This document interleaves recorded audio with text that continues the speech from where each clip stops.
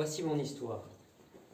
La Bible nous parle tout d'abord d'un seul Dieu, un Dieu d'amour qui souhaite nous dire à tous combien il nous aime tous.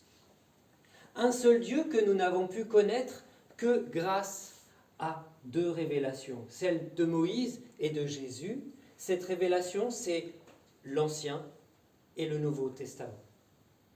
Grâce à la révélation de l'Ancien et du Nouveau Testament, alors nous pouvons connaître la réalité de qui est Dieu. Il n'est pas un Dieu lointain, complètement inaccessible, il est en réalité un Dieu de relations.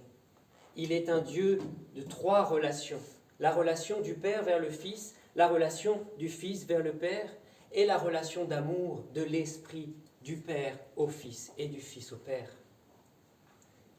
Ce Dieu relation, s'est fait connaître grâce aux 4 évangiles. Matthieu, Marc, Luc et Jean. Les 4 évangiles nous montrent le visage de Dieu en la personne de Jésus-Christ. Jésus-Christ qui vient, qui naît, qui souffre, qui s'offre, qui ressuscite et qui monte au ciel. Une fois monté au ciel, voilà que nous l'attendons pour son retour, pour sa venue en gloire. Et allons-nous l'attendre fidèlement comme les 5 vierges sages qui avaient conservé leur lumière allumée dans l'attente de la venue de l'époux? Ou allons-nous l'attendre comme les 5 vierges folles qui n'avaient pas suffisamment de lumière et qui au milieu de la nuit sont parties alors que l'époux arrivait? Tout cela est raconté dès le début de la Bible par le récit de la création. Le récit de la création nous est raconté en 6 jours. Le premier jour, la création de la lumière et des ténèbres. Le deuxième jour, la création des eaux. Le troisième jour, l'apparition de la terre. Le 4e jour, l'apparition du soleil, de la lune et des étoiles. Le 5e jour, les oiseaux et les poissons. Le 6e jour, tous les animaux. Et Adam et Ève. Voilà le mariage que Dieu veut réaliser. Le mariage de l'âme et de Dieu. C'est cette rencontre dont il nous parle dans la Bible. Comment faire en sorte que nous puissions le rencontrer? Il faut pour cela nous donner les images justes qui puissent nous amener vers lui. Les 6 jours sont les 6 jours où nous devons travailler. Nous devons travailler 6 jours. Mais heureusement, les 6 jours ne s'arrêtent pas là, car sinon le corps ne servirait qu'à un instrument de travail, et donc un instrument d'effort et de souffrance. Mais Dieu veut que la souffrance s'arrête, et il nous le montre par l'image du 7e jour. Le 7e jour, Dieu se repose de l'œuvre qu'il a faite. Et comme c'est le 7e jour, c'est la 7e carte, c'est au milieu du jeu de cartes, c'est l'heure de la pause. Tout le monde se lève.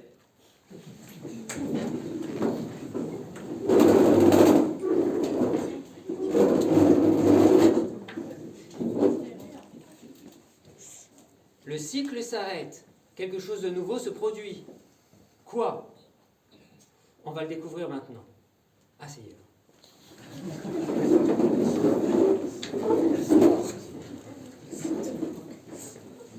Après le 7e jour, vient celui qui complète et accomplit entièrement le Shabbat. Après le 7e jour, c'est le 8e jour. Mais le 8e jour n'est pas un jour comme un autre, c'est le jour de la résurrection. Le jour de la résurrection, c'est aussi le premier jour, mais c'est un nouveau cycle, il y a de la nouveauté. Il y a eu la création des 6 jours, il y a maintenant la recréation par Jésus. Ce 8e jour était déjà annoncé dans l'Ancien Testament. Par quelle histoire? Par l'histoire de Noé et du déluge. Dans la barque, dans le bateau, dans le coffre de Noé, se trouvaient Noé et sa femme, les 3 fils de Noé et les femmes des 3 fils de Noé. 8 personnes sauvées dans le déluge, comme l'image déjà de la résurrection. Lorsqu'on entend tout ça, on devrait déjà être dans la joie et dans la gratitude. évidemment. Mais sommes-nous dans cette gratitude? Il y a cette histoire que Jésus raconte, qui nous est racontée dans l'Évangile, où Jésus guérit 10 lépreux, mais 9 ne sont jamais revenus pour lui dire merci, alors qu'ils avaient bien été guéris. Seul un a été rempli de gratitude. Ferons-nous partie des 9 ingrats ou du seul qui remercia Jésus? Jésus a envoyé les lépreux, où ça? Au temple. Pourquoi au temple? Pour qu'ils puissent vérifier auprès des prêtres qu'ils étaient bien devenus purs. C'est que Jésus n'abolissait pas la loi de Moïse, Jésus l'accomplissait. Que disait la loi de Moïse? Eh bien, nous le savons. Moïse nous a enseigné les 10 commandements. Les 10 commandements qu'on peut facilement résumer en 2 parties.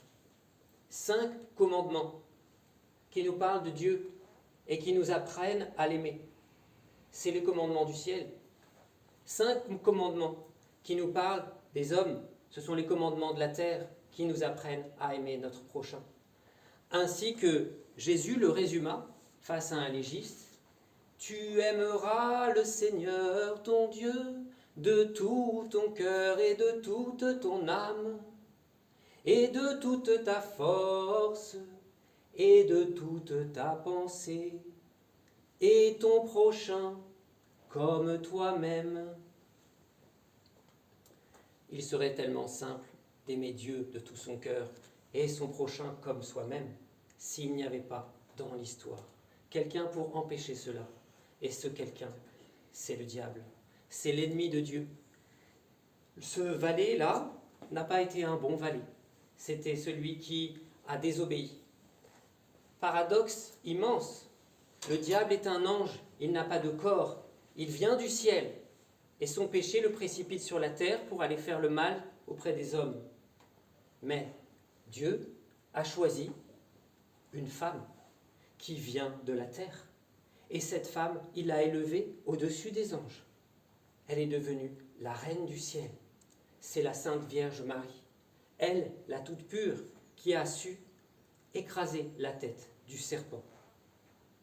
Est-ce que la Vierge Marie regarde sa couronne avec gloire? Pas du tout. Parce qu'elle sait que sa couronne lui vient tout entièrement du roi du ciel. Le véritable roi, c'est Dieu, et il y règne sur toutes choses. Il règne sur le monde et il règne sur les temps. La preuve, c'est que dans un jeu de cartes, nous avons 4 couleurs. Ces 4 couleurs manifestent le règne de Dieu sur les saisons. Dans un jeu de cartes, nous avons 12 figures. Ces 12 personnages symbolisent les 12 mois de l'année sur lesquels Dieu règne, et également les 12 signes zodiaques, les 12 tribus d'Israël et les 12 apôtres. Si l'on additionne l'ensemble des valeurs des cartes, nous obtenons alors 364 points. Il nous manque plus qu'un point pour obtenir le 365e jour. Où allons-nous le trouver? C'est là l'arrivée de notre joker qui va nous donner le 365e point. Mais ce n'est pas suffisant car, une fois sur 4, il va falloir trouver l'année bissextile. C'est pourquoi on a un deuxième joker.